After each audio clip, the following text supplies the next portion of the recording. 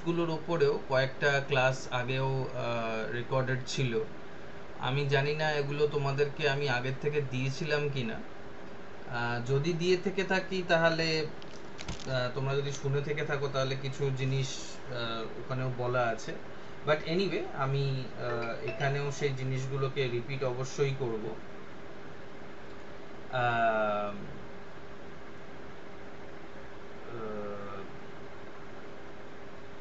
যে লোগোসেন্ট্রিজম জিনিসটা কি, তার আগে অবশ্য আমাদেরকে এটা জানতে হবে যে পোস্ট স্ট্রাকচারালিজম বলতে আমরা কি বলতে চাইছি। তাই জন্যই তার আগে আমি স্ট্রাকচারালিজম কাকে বলা হচ্ছে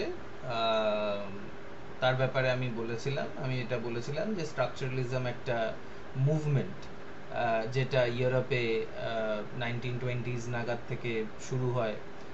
ইট মেইনলি ফোকাসড অন ল্যাঙ্গুয়েজের স্ট্রাকচার, ল্যাঙ্গুয়েজের ব্যাপার নিয়ে স্ট্রাকচারালিজমটা শুরু হয়েছিল। এবং স্ট্রাকচারালিজম টাকে আমরা চেষ্টা করছিলাম কিভাবে বা স্ট্রাকচারালিজমের ভেরিয়াস যে কনসেপ্টসগুলো আছে সেগুলোকে আমরা চেষ্টা করছিলাম কিভাবে লিটারেচারকে দেখার জন্য, লিটারেচারকে বোঝার জন্য আমাদের সুবিধে কিভাবে কিভাবে এই থিওরিটা আমাদের সুবিধে করতে পারে সেটাও আমরা বোঝার চেষ্টা করছিলাম। তো পোস্ট কথাটার মানেটাই হচ্ছে পরে, যেমন পোস্ট কলোনিয়ালিজম উত্তর সাম্রাজ্যবাদ বা উত্তর নিবেশবাদ। উত্তর মানে হচ্ছে পরে, আফটার। তো আমরা জানি স্ট্রাকচারালিজম আগে এসছে, মানে ক্রোনোলজিক্যালি সময়ের দিক থেকে দেখতে গেলে, সময়ের নিরিখে দেখতে গেলে আমরা দেখতে পারি যে structuralism, the movement of structuralism began earlier in 1920s and then came post structuralism, মানে স্ট্রাকচারালিজমের পরে একটা মুভমেন্ট আসলো যেটাকে বলা হয়, এবং এটা তোমরা নোট ডাউন করতে পারো, যেটাকে বলা হয়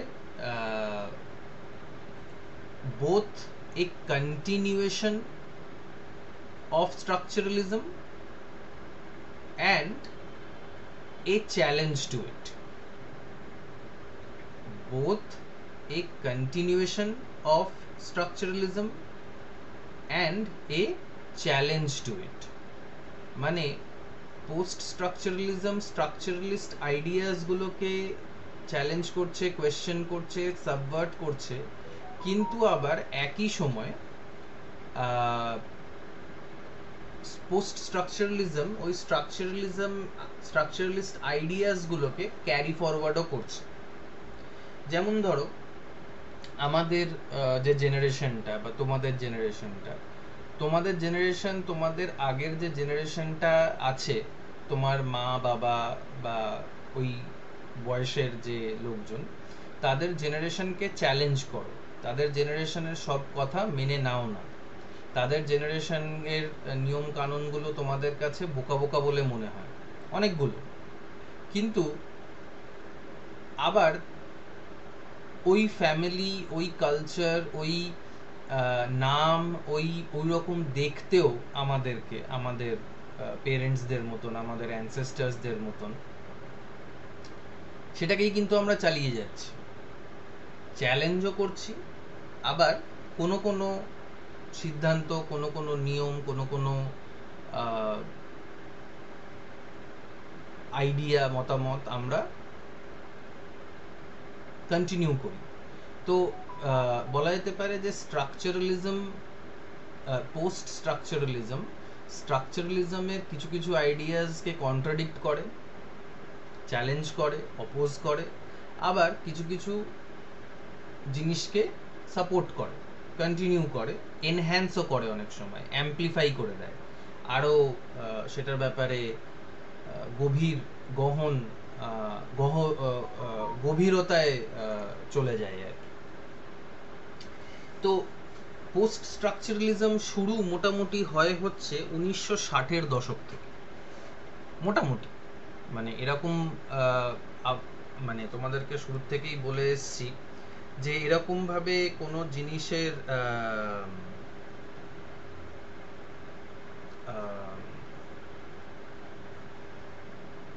ভাগ বাটোয়ারা করা যাবে না যে ঠিক 1960 থেকেই কোনো একটা জিনিস শুরু হয়ে গেছিল,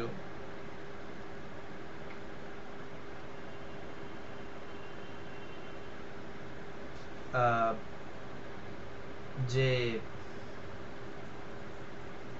একদম 1960 হলো, 1960-এর পয়লা জানুয়ারি থেকেই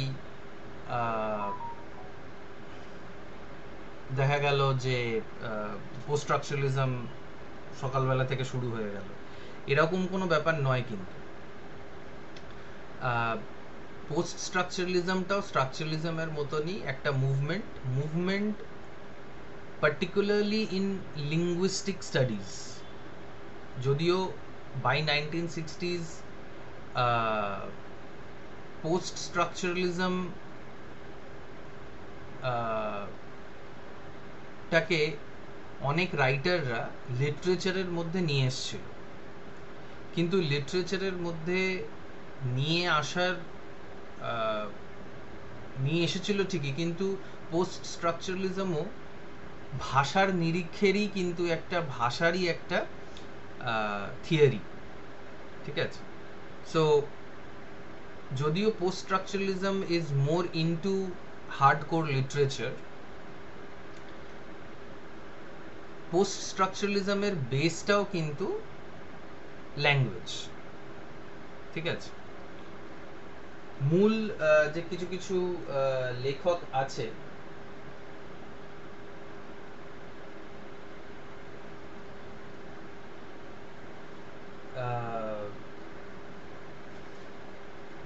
যেমন দেরিদা, রোলা বাত, এই নামগুলো তোমরা নোট ডাউন করবে।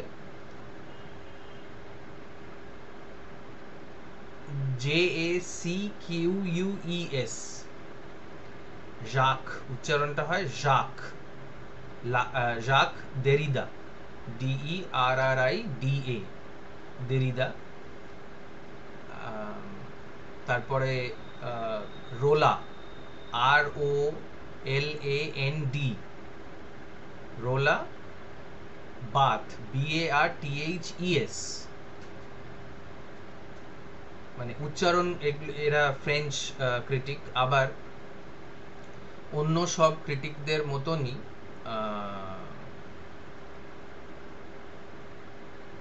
মানে বা বেশিরভাগ ক্রিটিকদের মতনই দেখা যাচ্ছে যে এরাও বেশিরভাগই বেশিরভাগ ফ্রেঞ্চ রাইটার, ফ্রেঞ্চ ক্রিটিক, ফ্রেঞ্চদের মধ্যেই এই ধরনের থিওরিস্ট বা ক্রিটিক্সদের বেশি দেখা যাচ্ছিল ইন দ্য মডার্ন এজ।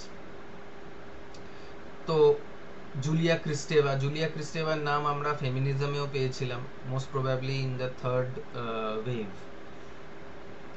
ওয়েভের কথা যখন বলছিলাম তখন জুলিয়া ক্রিস্টেভার কথা উঠে এসেছিল। ইন্টারটেক্সচুয়ালিটি বলে একটা জিনিস, একটা কনসেপ্টের ব্যাপারে আলোচনা হয়েছিল জুলিয়া ক্রিস্টেভার কথা বলতে গিয়ে। তো এরা মূল লেখক, মূল দার্শনিক পোস্ট স্ট্রাকচারালিজমের। আমি মেসেজে নামগুলো লিখছি।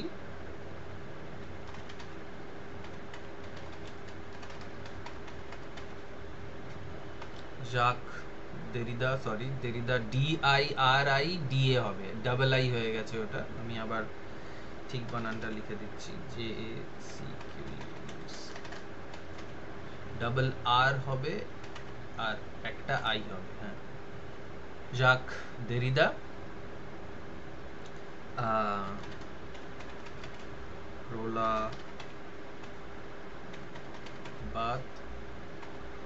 রোলা বাত আগে এক সময় এরকম একটা ব্যাপার ছিল যে ও স্ট্রাকচারালিস্ট ছিল, কিছু এসেজ লেখা কিছু লিখেছিল, কিন্তু পরবর্তীকালে দেখা গেল যে ও এমন লেখাই লিখছে যেগুলোকে পোস্ট স্ট্রাকচারালিস্ট বলা যেতে পারে।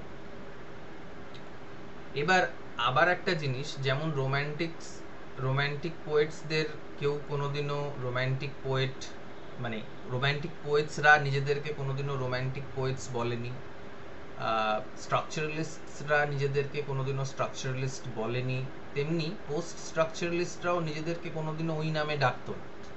এবং পোস্ট স্ট্রাকচারালিজমের মধ্যে অনেকগুলো সাব থিওরি কাজ করত।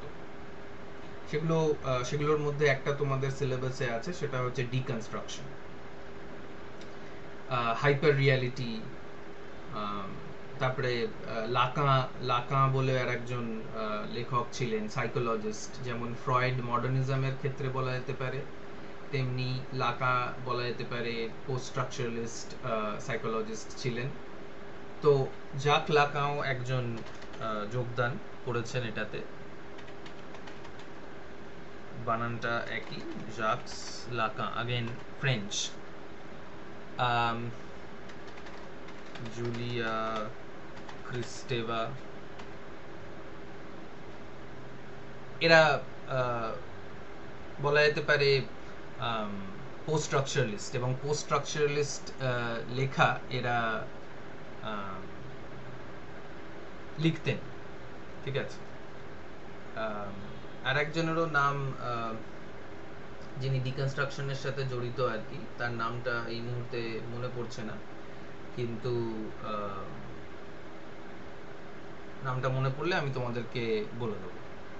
তো মূল লেখক, মূল বই এগুলোই, ঠিক আছে। এবার এদের কিছু বইয়ের নামও আমাদেরকে জেনে রাখার কথা, 2 নম্বরের প্রশ্নের জন্য এগুলো আসতেই পারে। এটার মধ্যে সবথেকে বেশি নামটা যেটাকে ব্যবহার করা হয় পোস্ট স্ট্রাকচারালিজমে, সেটা হচ্ছে অফ গ্রামাটোলজি।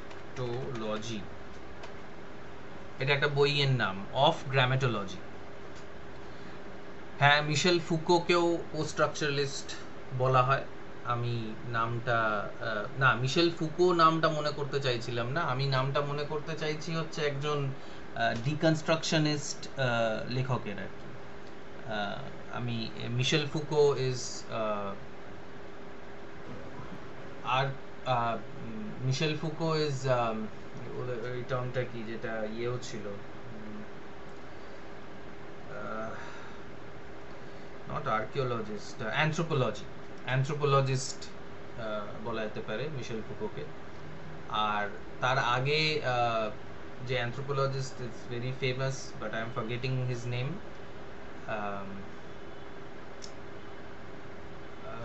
নামটা মনে পড়ছে না। হ্যাঁ, কিছু কেউ বলছিলে, বলো।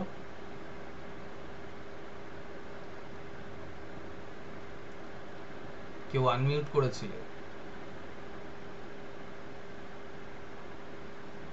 না, ফেস করে গেছিল। আচ্ছা, তো এদের লেখা এবং এদের এই যে বইয়ের নামগুলো, গ্রামেটোলজি, তারপরে sign structure and play in human sciences, এরকম কিছু একটা নাম আছে একটা এসের, যেটা 1967-এ পাবলিশ হয়েছিল, এবং অফ গ্রামেটোলজিটাও মোটামুটি 1968 নাগাদ পাবলিশ হয়, বা 1967-এ পাবলিশ হয়। এবং এই লেখাগুলোর থেকেই কিন্তু পোস্ট স্ট্রাকচারালিজমের যে আইডিয়াটা, পোস্ট স্ট্রাকচারালিজমের নোশনটা তৈরি হয়। পোস্ট স্ট্রাকচারালিজম যে আইডিয়াগুলো, সেগুলো এই এসে, মানে সায়েন্স স্ট্রাকচার অ্যান্ড প্লে বলে যে এসেটা, দেরিদার লেখা, অ্যাকচুয়ালি এটা একটা পাবলিক লেকচার ছিল, যেটাকে এসে ফর্মটা দেওয়া হয়েছিল। তারপরে অফ গ্রামেটোলজি, এই বইগুলো, এই এসেগুলোর থেকে কিন্তু পোস্ট স্ট্রাকচারালিজমের যে আইডিয়াসগুলো আমরা ডিসকাস করব, লোগোসেন্ট্রিজম হোক বা অন্যগুলো হোক, সেগুলো এইখান থেকে মোটামুটি বেরিয়েছে।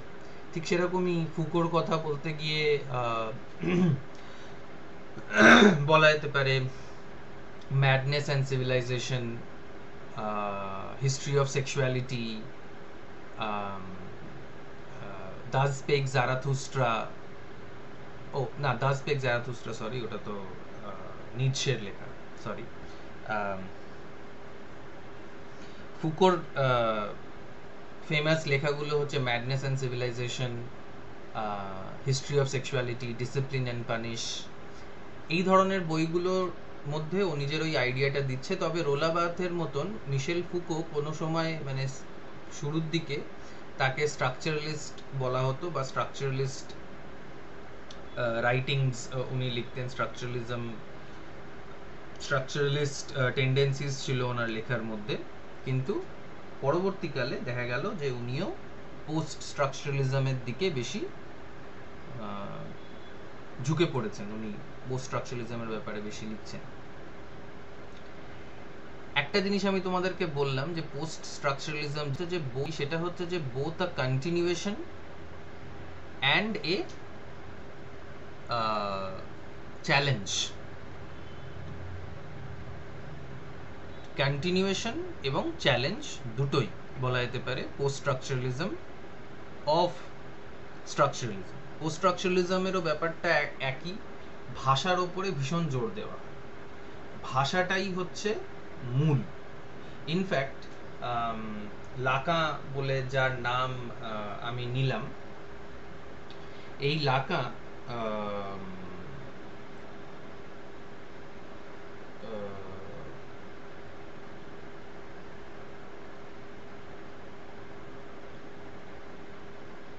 বলেছিলেন যে our consciousness is structured like a language. আমাদের যে কনসিয়াসনেসটা আছে সেটা একটা ল্যাঙ্গুয়েজের মতনই স্ট্রাকচার করা। It is structured like a language, মানে আমাদের চেতনাটা, মানে তার মধ্যে অবচেতনাও হয়তো ঢুকে গেছে, আমাদের চেতনাটা যে কোনো একটা ভাষার মতন, মানে একটা ভাষার রূপে রূপান্তরিত আর মানে একটা ভাষার রূপে তৈরি। তার মানে বুঝতেই পারছো যে ভাষাটাকে পোস্ট স্ট্রাকচারালিস্টরা কতটা গুরুত্ব দিচ্ছে, এবং এই গুরুত্বটা আসছে কিন্তু অ্যাকচুয়ালি স্ট্রাকচারালিস্টদের থেকেই। স্ট্রাকচারালিস্টরা গুরুত্ব দিয়েছিল, তারপরে সেটাকে চ্যালেঞ্জ করে বা সেটাকে কন্টিনিউ করে পোস্ট স্ট্রাকচারালিস্টরাও সেটাই বলছে। কিন্তু কিছু কিছু জিনিসে স্ট্রাকচারালিস্ট এবং পোস্ট স্ট্রাকচারালিস্টরা অফকোর্স আলাদা হয়ে যাচ্ছে। স্ট্রাকচারালিস্টরাও এটা বলেছিল যে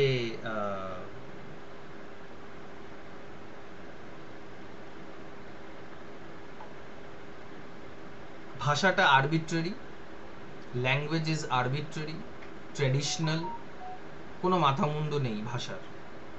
অথচ ওরা এটা বিশ্বাস করতো, স্ট্রাকচারালিস্টরা বিশ্বাস করতো যে কোনো না কোনো জায়গায় একটা শুরু আছে, একটা শেষ আছে, একটা জায়গা থেকে আর একটা জায়গার মধ্যে আমরা এগিয়ে যাই, এগোনোর ব্যাপারটা ওরা জোর দিত, বা কানেকশনের ব্যাপারে জোর দিত স্ট্রাকচারালিস্টরা। পোস্ট স্ট্রাকচারালিস্টরা বলছে যে কোনো সেন্টার ফেন্টার কিছুই নেই, কোনো উৎস নেই, কোনো জায়গায় পৌঁছনোর, কোনো জিনিস বোঝার কোনো উপায় নেই। কেন উপায় নেই কেউ বলতে পারবে?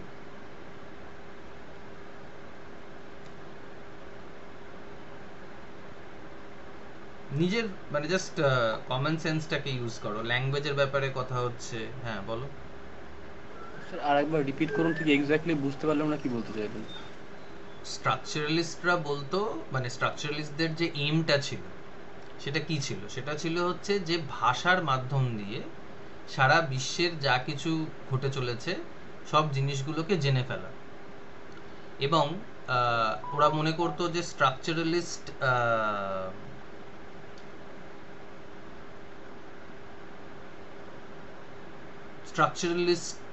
স্কুল, স্ট্রাকচারালিস্ট স্টাডিটা একটা বড় অন্য একটা স্টাডির অধীনে রয়েছে।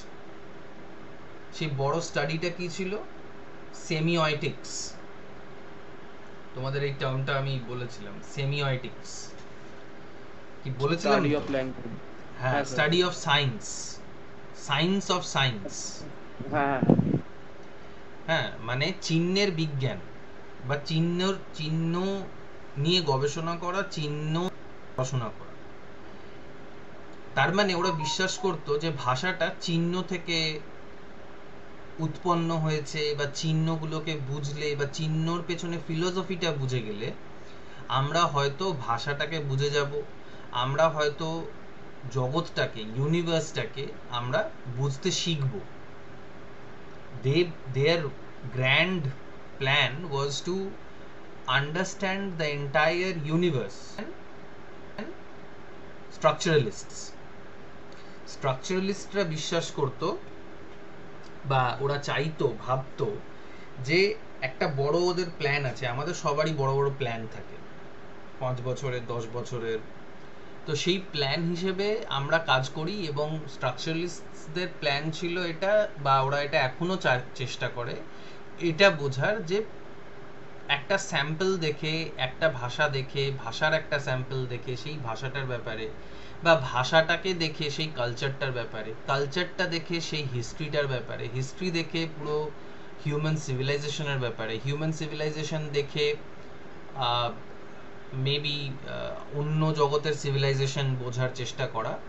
সূত্র থেকে সূত্র বের করে তারা বোঝার চেষ্টা করত যে একটা শুরু আছে, একটা জায়গা থেকে আর একটা জায়গায় যাওয়া যেতে পারে, মানে খুঁজতে খুঁজতে আমরা একটা জায়গা থেকে আর একটা জায়গায় যেতে পারি।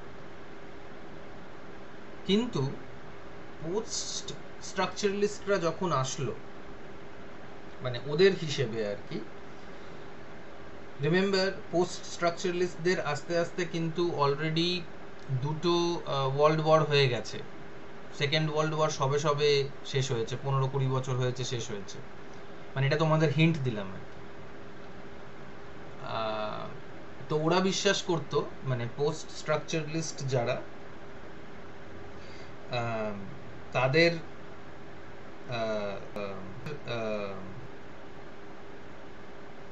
তারা বিশ্বাস করত যে সত্য বা কোনো জিনিসের কোনো উৎস বা এন্ডে যাওয়াটা পসিবল নয়। ওয়াই? কেন?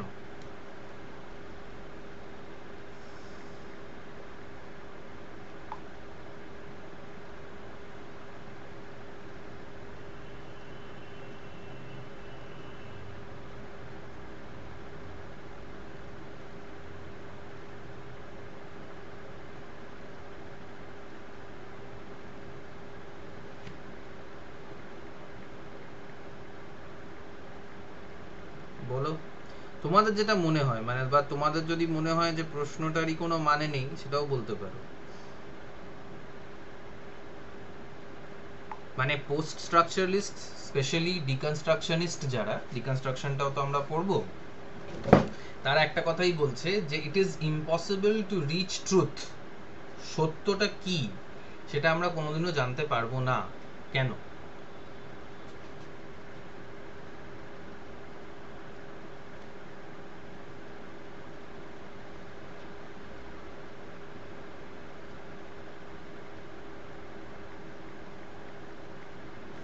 স্যার, কারণ সত্যটা বেসিক্যালি একটা রহস্যজনক ব্যাপার। 1 মিনিট হোল্ড করো, একটা ফোন আসছে। হ্যাঁ বিশ্বজিৎ দা, ক্লাসে আছি, ক্লাসটা করে ফোন করছি। হ্যালো। হ্যাঁ ক্লাসে আছি, ক্লাস করে ফোন করছি। ওকে ওকে, আচ্ছা ঠিক আছে। হ্যাঁ ওকে। হ্যাঁ হ্যাঁ, কি বলছিলে বলো মিলন। স্যার মেবি এরকম হতে পারে যে সত্যটা অ্যাকচুয়ালি একটা রহস্যজনক ব্যাপার, এবং আমরা যদি পৃথিবীর সম্পর্কে বা একটা ইউনিভার্সের সম্পর্কে সমস্ত কিছু সত্য জেনে যাই, তারপরেই আমাদের আর কিছু জানার ইচ্ছা থাকবে না, এবং আস্তে আস্তে সভ্যতার মানে একদম পিক পয়েন্টটা জেনে গেলে তখনই হয়তো পৃথিবীর ধ্বংস কখন হবে না হবে এরকম একটা জানা যেতে পারে। সেই ক্ষেত্রে আর কি বলছি, এটা একটা রহস্যজনক ব্যাপার।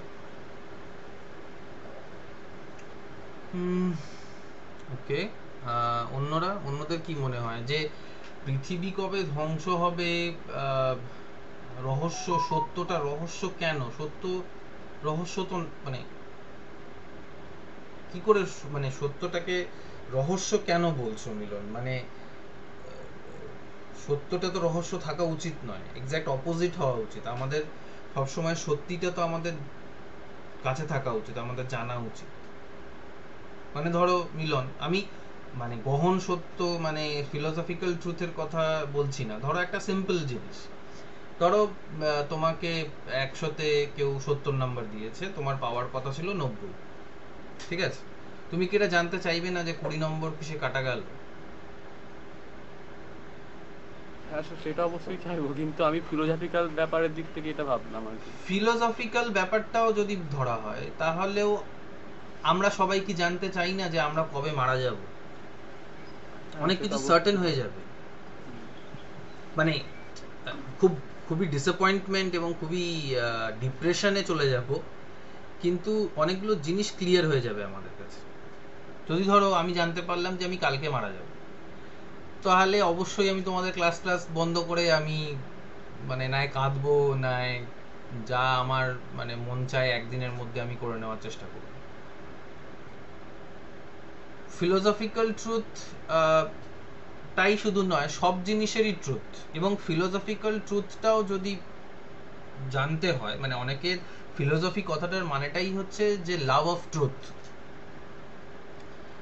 Feels offer, feels means truth, and lofer or the other part is resembles the word lover, ঠিক আছে? তো যে লাভ, যে যে সত্যকে ভালোবাসে সেই হচ্ছে ফিলোসফার। তো ফিলোসফিক্যালিও ট্রুথটা আমাদেরকে ওইভাবে বুঝতে হবে, বাট সেটা বোঝা যাবে না অ্যাকর্ডিং টু পোস্ট স্ট্রাকচারালিস্ট দার্শনিক, সেটা বোঝা যাবে না। মিলন বলছে যে এটা সত্যটা খুব গভীর, সত্যটা আমাদের মতন সাধারণ মানুষদের জানার প্রয়োজন নেই, জানা আমাদের এলিজিবিলিটি নেই, এবং সেটা যেতে গেলে আমাদের খুব ডিপ্রেশন হবে ইত্যাদি ইত্যাদি। বাট শ্রাবণী, শুভ, তোমাদের কি মনে হয়? স্যার এটা হতে পারে কি যে সত্যটা তো সবসময় এক থাকে না, সেটা পরিবর্তন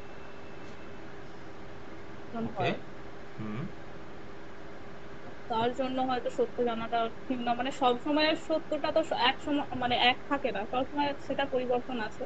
তো একটা হুম জানতে হুম গেলে সেটা হয়তো পরবর্তীকালে সত্য নাও থাকতে পারে। হুম। ওকে, তার মানে যেহেতু সত্যগুলো পরিবর্তিত হতে থাকছে, তাই জন্য সেটাকে পৌঁছানো আমাদের কাছে সম্ভব নয়। মানে আজকে যেটা সত্যি সেটা কালকে আর সত্যি নাও থাকতে পারে, তাই বলতে চাইছো, তাই তো? হ্যাঁ স্যার। ওকে, শুভ?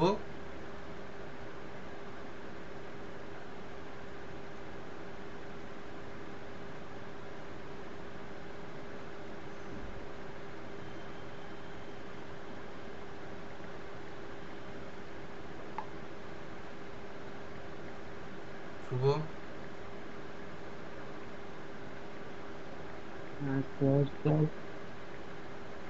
হুম।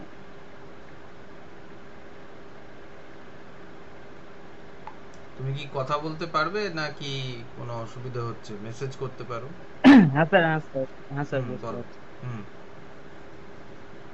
উম, আমি স্যার কিছু বুঝতে পারছি না স্যার। মানে তোমার জীবনের কিছু সত্যির কথা ভাবো, যেগুলো সত্যি, বেশি হুম। ফিলোসফিক্যাল নয়, বাট সার্টেন। হয়তো স্যার মানে হুম আহ, স্যার যেটা মিলন বললো যে হয়তো যে সত্যিটা জানতে পারলে আমরা স্যার মানে ভবিষ্যৎটা আর কি জানলে মানে আগে থাকতে জেনে গেলে আমাদের ওই কষ্ট আর কি ডিপ্রেশনে চলে যাবে, ওটাই স্যার আমার একটু মনে হচ্ছে। তো তোমার মানে এমন একটা সত্যি কি, যেটা ধরো যেটা তুমি জানতে চাও? ওই স্যার আপনি যেটা বললেন যে কবে আমি আর কি মারা যাব কি। হুম, ওটা তুমি জানতে চাও। হ্যাঁ ওকে, কিন্তু মানে শ্রাবণী বলছে যে সেই সত্যিটাও, আমরা কবে মারা যাব যেটা একটা সত্যি, মানে মৃত্যুটা তো একটা সত্যি, তো সেই সত্যিটা জানার আগ সেই সত্যিটাও পাল্টাতে থাকবে, তাই তো শ্রাবণী? স্যার মানে হুম আমরা যদি উম, না জানি তাহলে কি করে পাল্টাবো ওটা? আমরা যদি সত্যিটাকে না জানি তাহলে সত্যিটা পাল্টাবে না, হ্যাঁ কিন্তু তো যদি সত্যিটাকে দাঁড়াও, যদি সত্যিটাকে জেনে ফেলি তাহলে সেটা পাল্টে যেতে পারে। হ্যাঁ, হ্যাঁ। ওকে, শ্রাবণী কি বলছিলে বলো। মানে যেমন একটা এক্সাম্পল দিতে পারি টাইম হুম হিসেবে। তো হুম এখন হয়তো 12টা 51 বাজছে, কিছুক্ষণ পর হুম এটা সত্যি নাও থাকতে পারে, তখন টাইম তো চেঞ্জ হয়ে যাবে। তো স্বল্প সময় সত্যি অবশ্যই পাল্টায়। হ্যাঁ, সেটা তো ধরো আজকে 12টা 51 বাজছে, আবার রাত্রিবেলা 12টা 51 বাজবে, আবার কালকে 12টা 51 বাজবে। আহ, সেটা তো মানে কি বলবো, সেটা সেটা তো সত্যিটা তো পাল্টাচ্ছে না অ্যাকচুয়ালি। হ্যাঁ, সময়ের যে গতিটা, প্রবাহটা, সেটা তো এগিয়ে যাবে। কিন্তু এবার যদি আমি এটা বলি যে তুমি যদি ব্ল্যাক হোলে চলে যাও, সেইখানে আমরা যেভাবে সময়টাকে ব্যতীত করি বা আমাদের জন্য যেটা সময়, সেটা ব্ল্যাক হোলের জন্য সময় নয়। সেখানে সত্যিটা পাল্টে গেছে, সেখানে সত্যিটা আর সত্যি নেই। বা তুমি যদি অনেক বড় কোনো একটা গ্রহতে যাও, অত বড় গ্রহ আহ, জুপিটার ছাড়া আরো যদি আরো তার থেকেও বড় কোনো গ্রহ হয়, সেখানে যাও, তাহলে সেখানেও কিন্তু সময়ের যে মাপটা সেটা পাল্টে যাবে। গ্র্যাভিটি কোনো একটা জিনিসে যত বেশি হবে, সেই জায়গায় সময়টাও ততটা আসতে যাবে। মানে যেটা আমাদের হয়তো 1 বছর, সেটা হয়তো ব্ল্যাক হোলের 10 বছর বা 100 বছর। So yeah, I mean, these are the truths. However, post স্ট্রাকচারালিস্টরা বলছে যে কোনো সত্যের কাছে পৌঁছানোটা অসম্ভব। শুধু এই জন্য নয় যে ওগুলো চেঞ্জ হয়ে যাচ্ছে, শুধু এই জন্য নয় যে ওটাকে জেনে ফেললে আমাদের খুব ডিপ্রেশন হবে।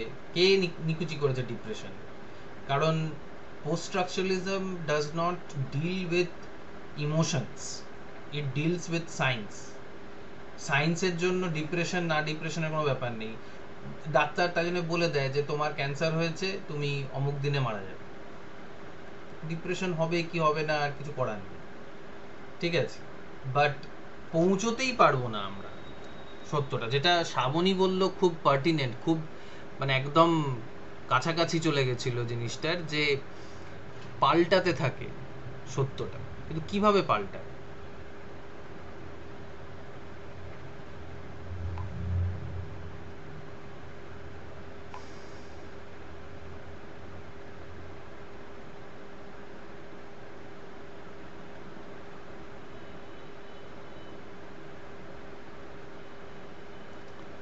এই সত্যটা পাল্টানোর পেছনে একটা খুব কমন জিনিস আছে, মানে খুবই মানে স্যার কি বলবো, কাজটা হ্যাঁ। হতে পারে। হ্যাঁ, কাজ। হ্যাঁ, সময় স্যার। সময়, কাজ, তাতে কি যাবে আসবে? চাহিদা বেসিক্যালি একটু স্যার, হিউম্যান মানুষের যে চাহিদা রয়েছে তার জন্যই বেসিক্যালি আমরা বলতে পারি সত্যটা চেঞ্জ হয়। কারণ ধরুন আজকে আমার যেই চাহিদা রয়েছে, 1 বছর পরে হয়তো আমার চাহিদা আরও চেঞ্জ হবে। না, সে তো মানুষের কথা তুমি বলছো।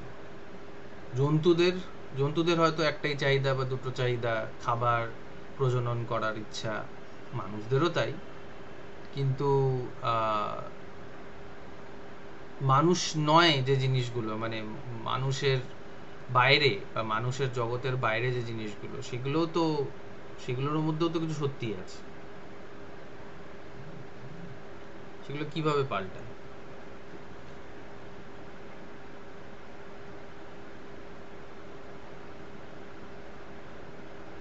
মানে পাল্টে যাওয়ার যে ব্যাপারটা, সেটা সেটার একটা খুব কমন সেন্সিক্যাল একটা আনসার আছে।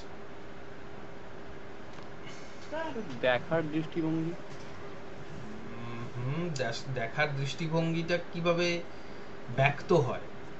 আহ, মানে ধরুন আমাদের একটা যদি কোনো এখন ইনস্ট্রুমেন্ট আবিষ্কার করা হয়, বা কোনো কিছুর যদি ফাংশনাল দিক থেকে আমরা দেখি যে এটা কাজ এইরকম, ভবিষ্যতে আমরা দেখব আরও বৈজ্ঞানিক আবিষ্কারের মাধ্যমে যে এটার আরও অনেক কিছু কাজ রয়েছে। যেমন? সেটা সেই রকম আর কিছু, সত্যটা আগে যেটা ছিল সেটা আরও চেঞ্জ হয়ে গেল। এবং এটা আরো ডেভেলপ হয়ে গেল। হ্যাঁ, সে তো ডেভেলপড হলো, কিন্তু সেটার উদাহরণ একটা দাও, কি বলতে এক্সাম্পল চাইছো? ঠিক মনে পড়ছে না। ধরো মোবাইল ফোন। হ্যাঁ, যেমন মোবাইল ফোনে আগে স্যার শুধু ফোন করা যেত, তো এখন আমরা মোবাইল ফোনের সাহায্যে কম্পিউটারের সমস্ত কাজ করতে পারছি। রাইট। তো সেটা পাল্টে গেল কিভাবে? এবং সেটা মানে ওটাও সত্য ছিল, এটাও সত্য, তার মধ্যে পৌঁছতে পারবো না ব্যাপারটা কেন আসছে, কোথা থেকে আসছে? পৌঁছতে গেলাম, তার আগে এটা ছিল, এখন এটা হয়ে গেছে। দেখো, অ্যাকর্ডিং টু স্ট্রাকচারালিস্ট বা লাকার যে কথাটা আমি বললাম, লাকার যে কথাটা আমি আগে বললাম, সেটা হিন্টের মতন ব্যবহার করার জন্য বলেছিলাম তোমাদেরকে, যেটা একটা হিন্ট। কিসের হিন্ট? লাকা বলছে আমাদের যে কনসিয়াসনেসটা, সেটা কিসের মতন স্ট্রাকচার করা, স্নেহাশিস?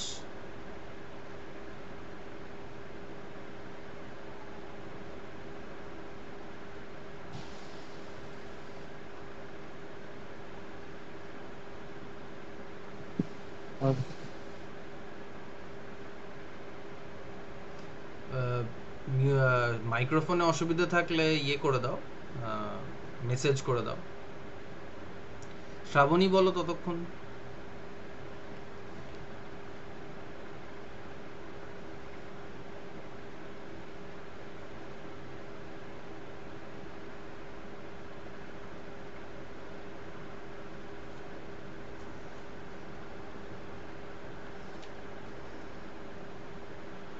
আমাদের মাথাটা, আমাদের কনসিয়াসনেসটা কিসের মতন স্ট্রাকচার করা অ্যাকর্ডিং টু লাকা?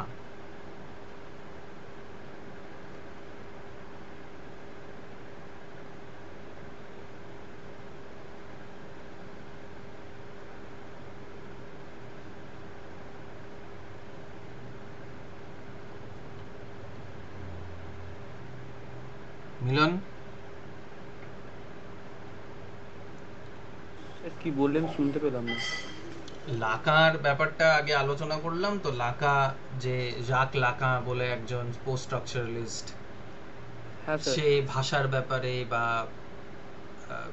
পোস্ট স্ট্রাকচারালিজমের ব্যাপারে কিছু বলছে। তো সে কি বলেছিল, যে আমাদের কনসিয়াসনেসটা, আমাদের চেতনাটা কিসের মতন, কোন আদলে তৈরি, কিসের আদলে তৈরি? ল্যাঙ্গুয়েজ। Language, right.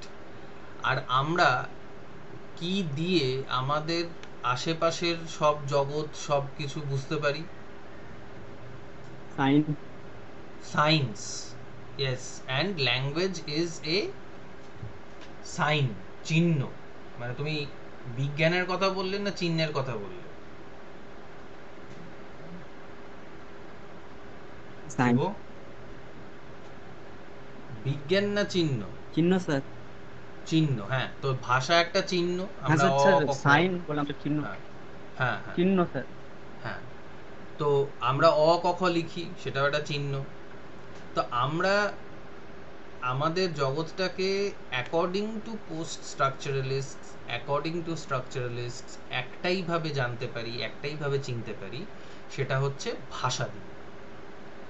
যদি ভাষা না থাকতো, তাহলে আমরা কিছুই জানতাম না, কিছুই বুঝতাম না, কিছুই উপলব্ধি করতে পারতাম না according to post structuralist or according to structuralist. এইটুকু, এই জায়গাটা বুঝেছো কি, এই ব্যাপারটা? মানে না বুঝলে বলো, মানে এটা সিলেবাস শেষ করার ব্যাপার নয়, এটা হচ্ছে তোমরা নাই বুঝবে আর নাই বুঝবে না, এবং পরবর্তীকালে এগুলো তোমাদের কাজে লাগবে আর কি।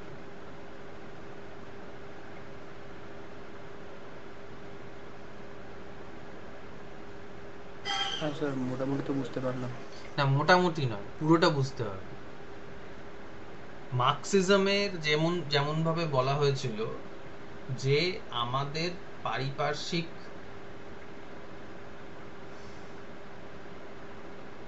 আমাদের, মানে হ্যাঁ বলো। স্যার বলছি, এই যে লাখা যেটা বলেছেন, ওই লাখার কথাটা কি পোস্ট স্ট্রাকচারালিজমের বেসিক ব্যাপার ওটা? পোস্ট সেটা বললেন স্ট্রাকচারালিস্টদের বেসিক ব্যাপার বেসিক ব্যাপার, অনেকগুলো বেসিক ব্যাপারের মধ্যে একটা বলা যেতে পারে।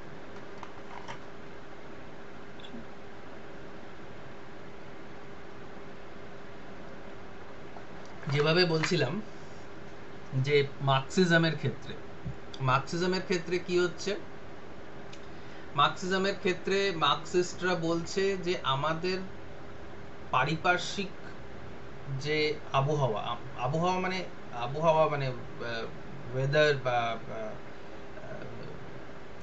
এনভায়রনমেন্ট, মানে ন্যাচারাল এনভায়রনমেন্ট নয়, বা ন্যাচারাল এনভায়রনমেন্টটাও বটে, আমাদের চারিপাশে যেরকম ইকোনমিক এনভায়রনমেন্ট আছে তেমনি আমাদের কনসিয়াসনেস তৈরি হবে। এটা বলেছিলাম তোমাদেরকে, মানে this is one of the basic ideas of Marxism. হ্যাঁ স্যার বলেছিলেন।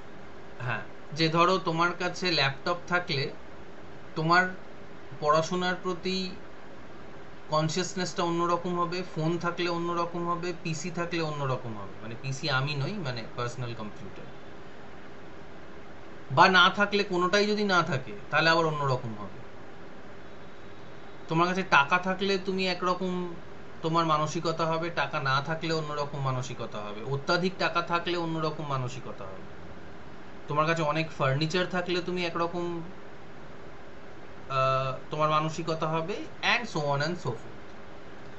ঠিক সেরকমই, মানে এটা কিন্তু বিভিন্ন দার্শনিকদের মত, এটাকে ভেবো না যে এটাই সত্যি বা আমি যেটা বলছি সেটাই, মানে আমি তো সব কটা দার্শনিককে তোমাদের সামনে ইন্টারপ্রেট করছি, ভুল হতে পারি আমি, হয়তো ওরা এইভাবে বলেনি, কিন্তু আমি যেটুকু বুঝতে পারছি সেইটুকু আমি তোমাদেরকে বোঝানোর চেষ্টা করছি। অ্যান্ড তোমরা এটা ডিসাইড করবে, তোমরা আলোচনা করবে নিজেদের মধ্যে বা নিজেরা ভাববে যে এই জিনিসগুলো কি সত্যি হতে পারে। মানে ধরো যদি তোমরা সবাই শহরে জন্মাতে, তাহলে কি তোমাদের মানসিকতা, জগৎটাকে দেখার ভঙ্গিটা আলাদা হতো? তোমাদের কি মনে হয়? শ্রাবণী, তোমার কি মনে হয়? অবশ্যই স্যার আলাদা রকম। কেমন আলাদা হতো? স্যার শহরে আর থাকে মানে বাড়ির দিক থেকে বা অন্য কোনো পার্সোনাল দিক থেকে সেগুলো হয়তো চেঞ্জ হতো, মানে মানে আরো বেশি করে আমি হয়তো জানতে পারতাম এটা, যেটা গ্রামে থেকে আমি পারি না। কি জানতে পারতে? মানে স্যার গ্রামে থাকলে তো তেমন ভাবে বাইরে যাওয়া বা বাইরে ঘোরা এর ব্যাপারগুলো থাকে না, তো শহরে থাকলে হয়তো নিজের মতো ঘুরতে পারতাম বা বাইরে যেতে পারতাম বা বাইরের নলেজটা আরো বেশি গ্যাদার করতে পারতাম, যেটা ঘর থেকে অ্যালাউ করে না, কিন্তু শহরে গেলে হয়তো অ্যালাউ হুম, করতে পারতো। তার মানে তুমি মানে বলতে সেসব চাইছো, দিক, হ্যাঁ বলো। হ্যাঁ স্যার বলছি সেসব দিক থেকে অনেকটাই ডিফারেন্ট আছে, মানে মানসিকতার দিক থেকে অনেকটা ডিফারেন্ট আছে। হুম, হ্যাঁ, গুড, ভেরি গুড এক্সাম্পল। তার মানে তোমার liberty is governed by the place where you were born. তুমি কতটা আউটগোয়িং, তোমার মানসিকতাটা ডেভেলপ করেছে যে জায়গায় তুমি থাকো। মানে এটাই যে সত্যি তার কিন্তু নয়, আবার বলছি, এটা মার্কস বলছে বা এটা তোমার মনে হয়েছে, এর অপোজিটটাও কিন্তু হতে পারে। গ্রামে থেকে অনেক মানুষ কিন্তু অনেক বেশি জানে, অনেক বেশি বিভিন্ন জায়গায় চলে যেতে পারে বা যায়। এমন নয় যে গ্রামে জন্মানো মানে হচ্ছে যে তুমি নিজের থেকে কোথাও যেতে পারবে না, বা বাড়ি থেকে সবসময় অ্যালাউ করা হয় না। যাই হোক, সেটা মানে ডিবেটেবল। 1 মিনিট হোল্ড করো।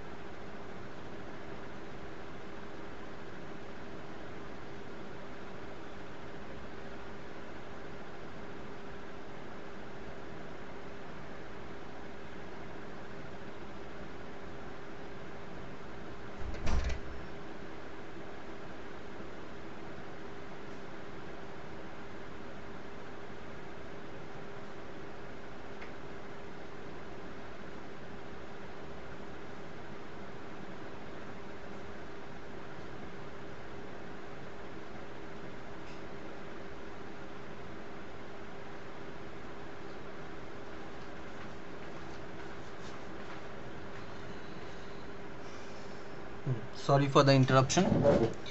হ্যাঁ, তো যেটা বলছিলাম, তো ঠিক সেরকমই মানে যেমন মার্কসিজমের এই যে ব্যাপারটা, যে মার্কসিস্টরা বলছে যে আমরা যে জায়গায় জন্মেছি, আমরা আমাদের পারিপার্শ্বিক বিল্ডিংস, ইকোনমিক স্ট্রাকচারস, বেস যেটাকে বলা হচ্ছে, সেটার মতন আমাদের মানসিকতা তৈরি হবে, এটা মার্কস বলছে বা মার্কসিস্টরা বলছে। আর আমরা সেটার এক্সাম্পলও দেখলাম, শ্রাবণী বলল। ঠিক সেরকমই লাকা বা পোস্ট স্ট্রাকচারালিস্টরা বলছে যে আমাদের ভাষাটা যেমন, আমাদের চেতনাটাও ঠিক সেরকম। মানে বাঙালি একটা চেতনা আছে, ভারতীয় একটা চেতনা আছে, হিন্দি চেতনা আছে,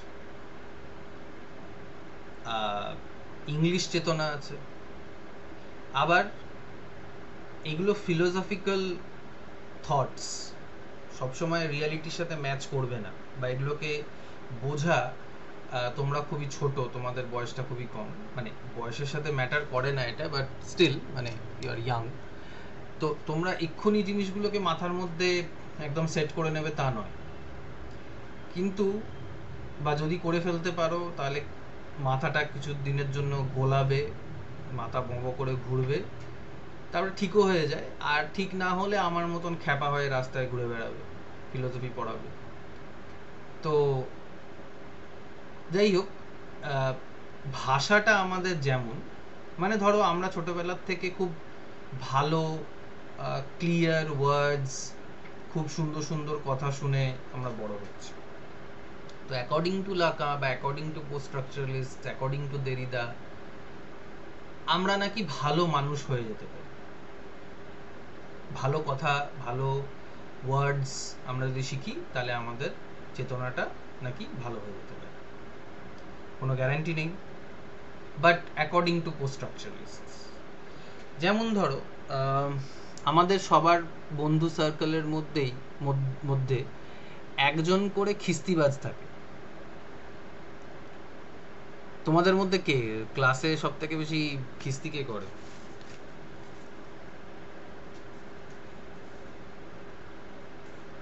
হ্যাঁ, কেউ করে না? সবাই ভালো ছেলে, ভালো ছেলে মেয়ে। তোমরা কেউ গালাগাল দাও না একে অপরকে? না লজ্জা পাচ্ছ? মিলন,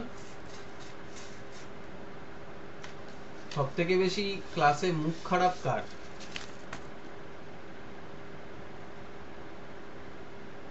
স্যার অর্ণবের। অর্ণবের?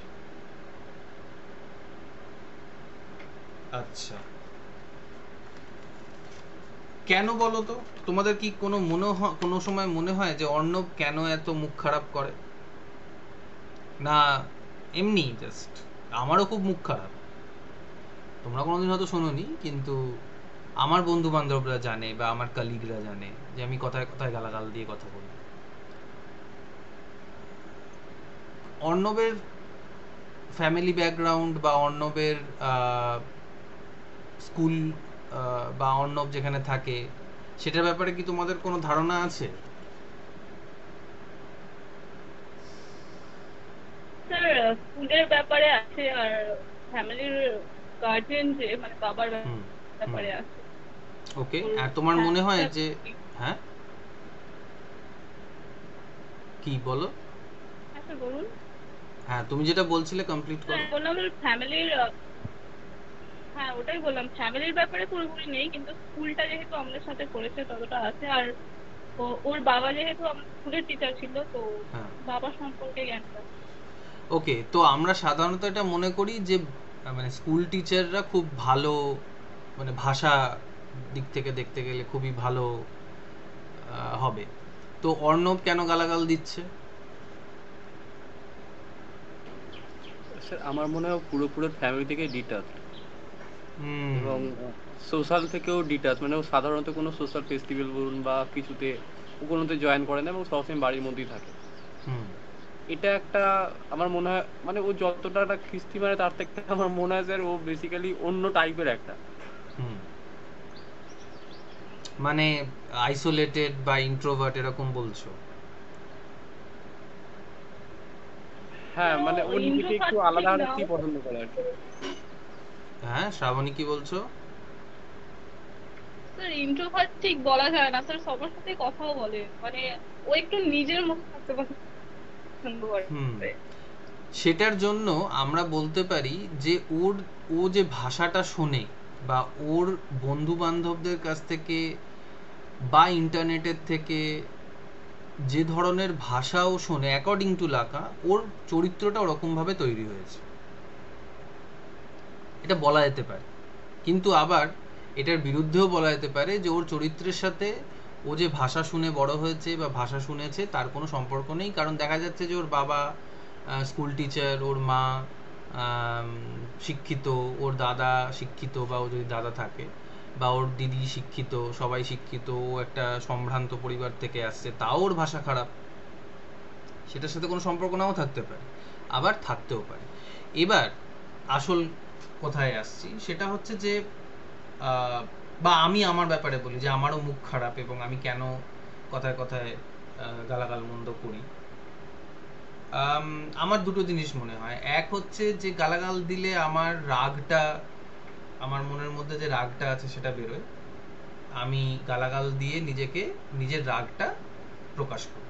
কারণ আমার আমার মনে হয় আমার মনের মধ্যে অনেক রাগ আছে এবং কথায় কথায় আমি রেগেও যাই এবং সেই রাগটাকে আমি প্রকাশ করি।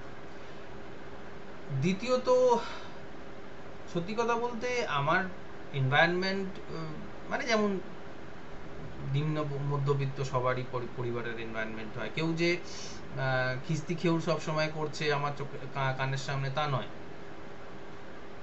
কিন্তু হ্যাঁ, এক এক সময় আমি এমন এমন মানুষের সাথে মিশেছি যাদের মুখটা খারাপ ছিল এবং যাদের থেকে এই ধরনের খিস্তিগুলো আমার শেখা, এবং তাদের পরিবার বা তাদের শিক্ষা বা তাদের জীবনের যে মানটা, সেটা আমার তুলনায়, আমি প্রিভিলেজড কোনো কোনো ক্ষেত্রে, আমার তুলনায় কম ছিল।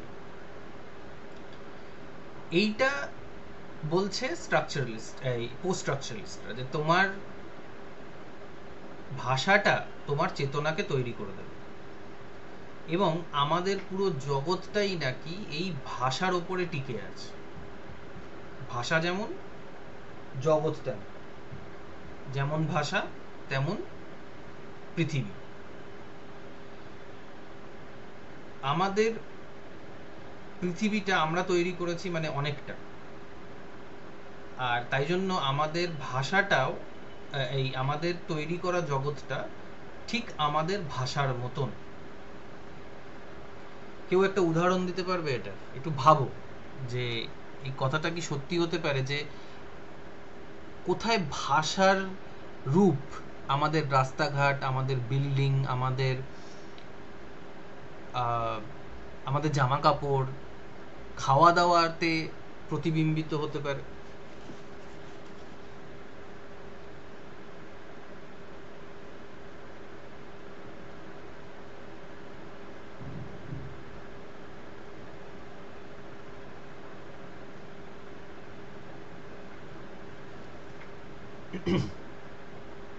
স্নেহাশিস, একবার বলুন স্যার। তোমার কি মনে হয় এটা যে আমাদের ভাষাটা, ধরো বাংলা ভাষা, সেটা কোথাও না কোথাও আমাদের রাস্তাঘাট যেগুলো তৈরি করা, মানুষের তৈরি করা রাস্তাঘাট, বিল্ডিং, স্কুল কলেজ, ধর্ম, এগুলোতে রিফ্লেক্টেড হয়, এগুলোতে বোঝা যায়?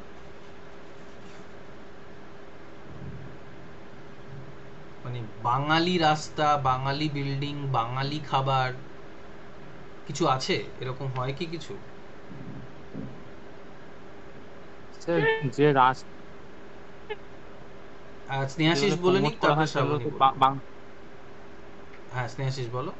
রাস্তা বা বিভিন্ন খাবার বা রেস্টুরেন্ট যার সামনে সেগুলো বিভিন্ন ডিশ বা রাস্তা যে নামগুলো আছে সেগুলো যেভাবে প্রমোট করা হয় সেগুলো সব বাংলাতেই করা হয়, যার নাম যেভাবে বোঝা যায় যেগুলো বাংলারই।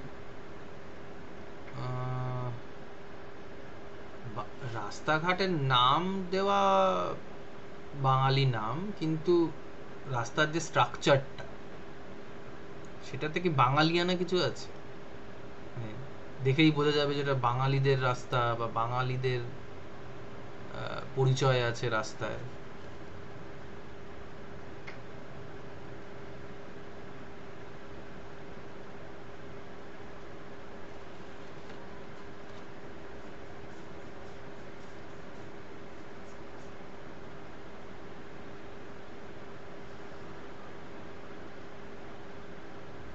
রাস্তার চারপাশে থাকা পানের পিক।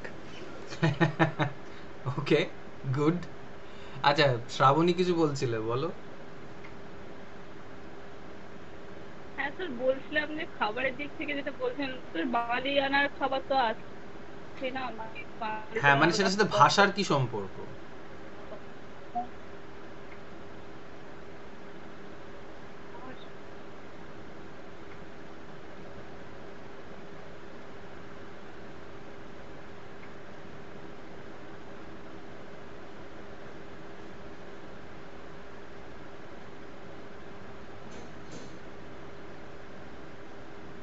মানে ভাষার কি কিছু এমন, মানে ধরো এই যে ভাষাটাই যে বলছো পানের পিক, মিলন এটা কেন বললে? পানের পিক কোন জায়গায় বেশি দেখা যায়, কোন রাস্তায়? বেসিক্যালি স্যার আমাদের বাঙালিরাই পানটা খেতে বেশি পছন্দ করে, এটা পুরোপুরি বাঙালি আনার ব্যাপার, এবং পানের পিক এরা যেইখানেই পারে সেখানেই ফেলে দেয়, তো এই জন্যই আমি বললাম আর কি যে রাস্তাঘাটের সাইডেই দেখা যায় এটা। পান খেতে ভালোবাসে ঠিকই, কিন্তু পানের পিকের থেকে আমার মনে হয় গুটখার পিক এখন বেশি দেখা যায়। হ্যাঁ স্যার, গুটকাও দেখা যায়। হ্যাঁ, তো তার সাথে মানে বলছো যে অন্য জায়গায় এগুলো নেই কারণ ওইখানে বাঙালি ভাষাটা নেই?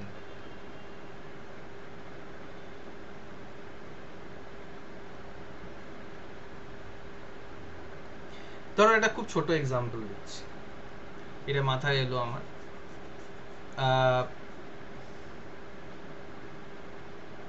বাংলা ভাষায় ডাস্টবিনকে কি বলে?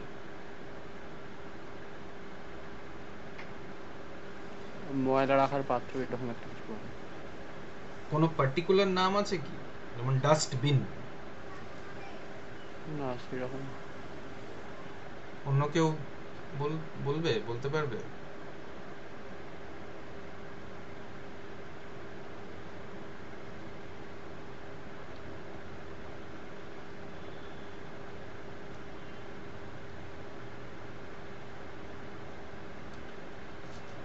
কেন নেই বলো তো এবার?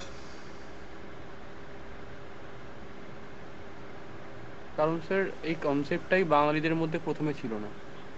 রাইট, বাঙালি ভাষায় কনসেপ্টটাই নেই, তো আমরা থুতুতে এদিক ওদিক ফেলবই, তাই না? ব্যাপারটা মাথায় ঢুকলো? কুছ সমঝে দয়া? শুভ, ব্যাপারটা বুঝলে কিছু?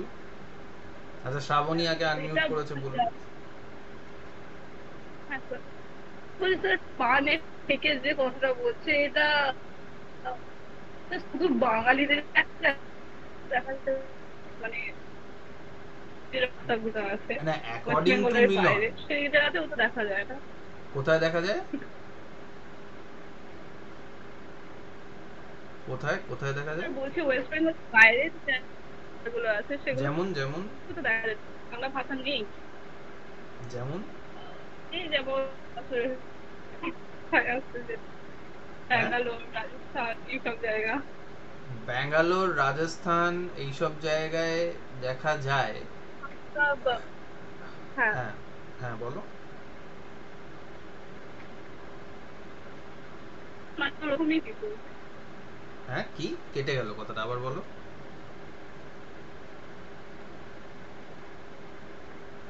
স্যার বলছি ওরকম জায়গাতেই, মানে ওয়েস্ট বেঙ্গলের বাইরে জায়গাগুলো। হ্যাঁ, ওয়েস্ট বেঙ্গলের স্যার, বাইরে। এমন তো নয় যে সেই হ্যাঁ, জায়গাগুলো, হ্যাঁ এক্স্যাক্টলি, যে ওয়েস্ট রাস্তাগুলো বেঙ্গলের খুব পরিচিত। ওয়েস্ট হ্যাঁ, ওয়েস্ট বেঙ্গলের বাইরেতেও দেখা যায়, বেশিরভাগ রাস্তাতেই দেখা যায় ভারতে, কারণ বেশিরভাগ ভারতীয় ভাষাতে ডাস্টবিন এর কনসেপ্টটাই ছিল না। এবার তুমি হিন্দিতে বলবে হ্যাঁ কুড়াদান, কিন্তু কুড়াদান ডাস্টবিন থেকে নেওয়া। যেমন গ্লাস, গ্লাস ইংলিশ, মানে গ্লাস বলতে যে গ্লাসে আমরা জল খাই, ওটা একটা ইংলিশ শব্দ, ওটা ছিলই না আমাদের কনসেপ্টে। কোনো ভাষায় থাকতে পারে, আই ডোন্ট নো, বাট বেশিরভাগ হিন্দি, বাংলা, পাঞ্জাবি, রাজস্থানি, মারওয়াড়ি, মারাঠি, এই ভাষাগুলোতে ডাস্টবিনের কনসেপ্টটাই ছিল না। ফেলে দাও, যেখানে এটা ফেলে দাও, এই ব্যাপারটা তৈরি হয়েছিল। তবে হ্যাঁ, এটাও বলতে হবে আমাদের যে অ্যাকচুয়ালি কিন্তু ভারত ব্রিটিশারদের আসার আগে নোংরা ভোংরা ছিল না। নোংরাটা তখনই শুরু হয় যখন মানে গরিবদের সংখ্যা এবং শিক্ষার মানটা পড়তে থাকে। Indore, Kerala, Bangalore also is not so dirty because the level of education is higher. মানে সব জায়গায় নয়, আমি ব্যাঙ্গালোরের সব জায়গায় বলছি না, বাট অনেক জায়গায় তুমি ইচ্ছা করলে তুমি মেট্রো স্টেশনে একটু পানের পিকটিক ফেলে দেখাও তো, যদি ধরতে পারে 500 টাকা ফাইন নিয়ে নেয়। ফেলে না কি লোকে, ঠিকই ফেলে, কিন্তু ধরতে পারলে যদি ওরা ধরে নেয় তাহলে 500 টাকা ফাইন লাগবে। তাই জন্য অনেকে ফেলে না, বা ট্রেনের মধ্যে, মেট্রো ট্রেনের মধ্যে ফেলে না।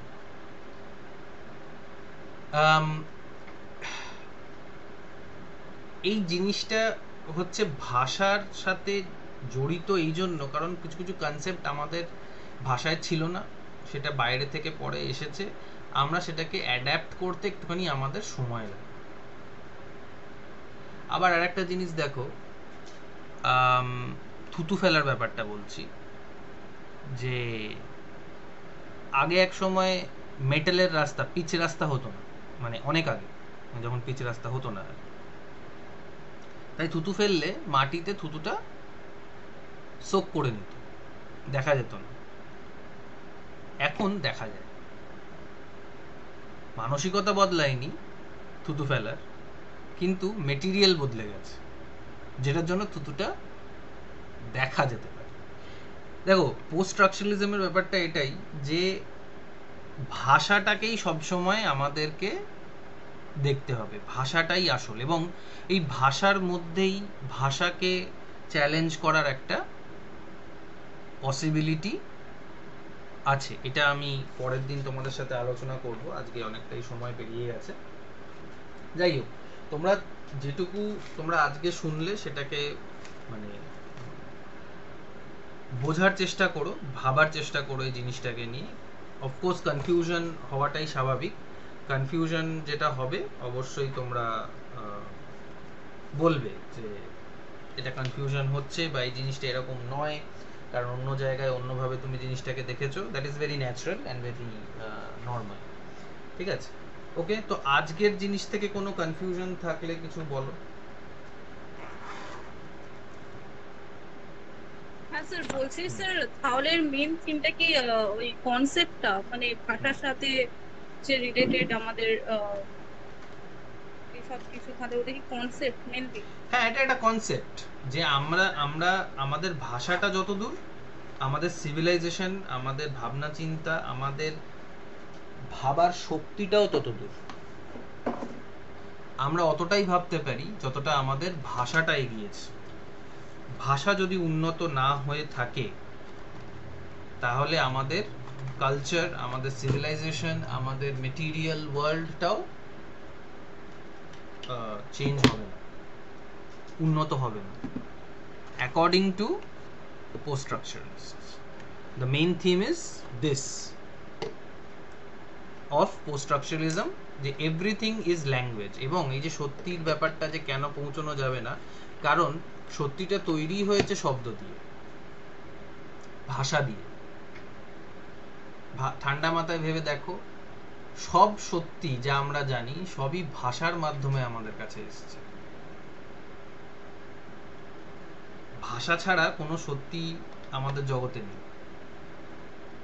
এমন কোনো সত্যি নেই যেটাকে ভাষা দিয়ে বোঝানো যাবে না বা সেটার বিরুদ্ধে বলা যাবে না।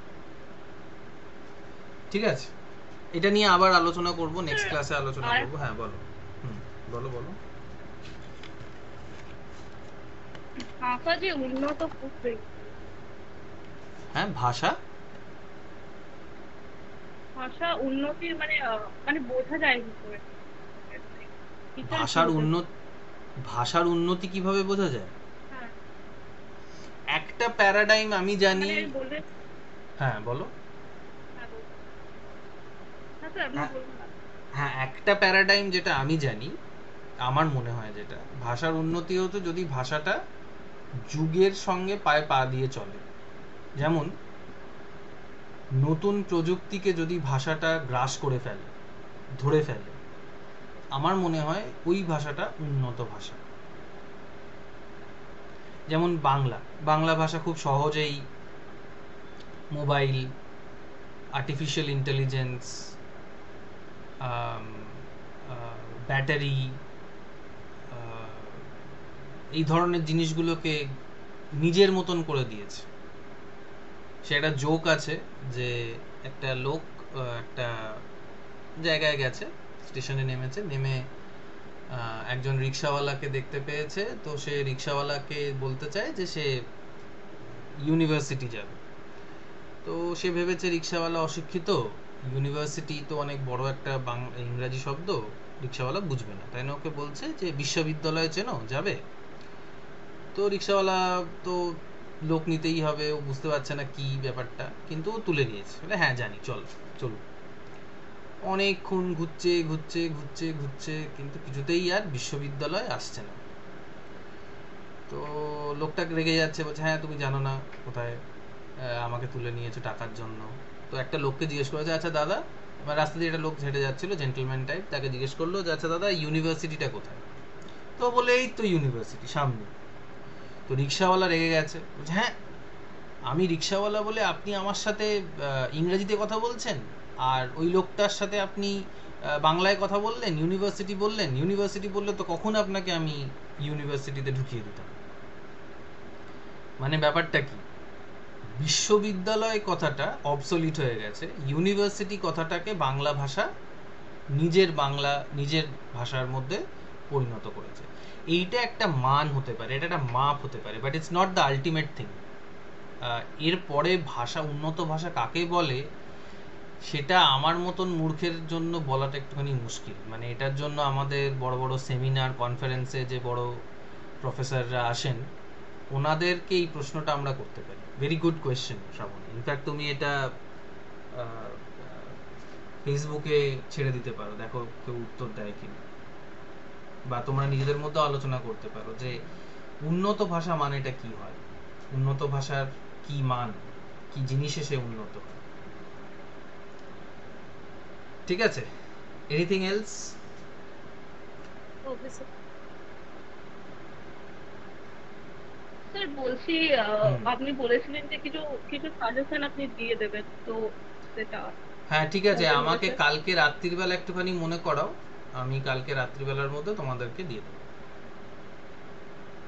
আর স্যার আমি আপনাকে যে ডিএসসি 4 এর যে টার্মসগুলো বলেছিলাম ওইগুলো একদিন ক্লাসরুমে